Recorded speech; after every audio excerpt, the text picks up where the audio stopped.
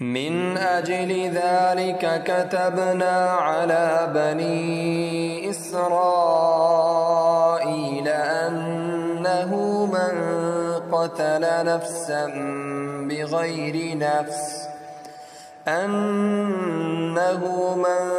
قتل نفسا بغير نفس أو فساد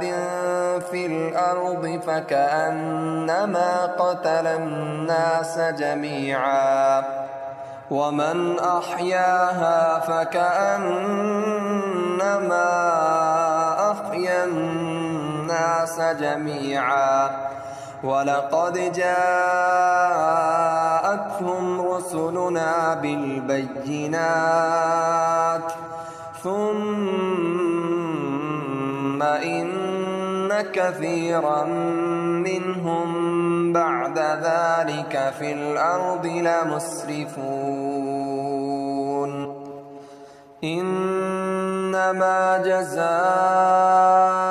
الذين يحاربون الله ورسوله ويسعون في الأرض فسادا أن يقتلوا أو يصلبوا أو تقطع أيديهم وأرجلهم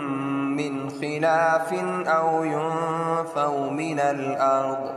ذلك لهم خزي في الدنيا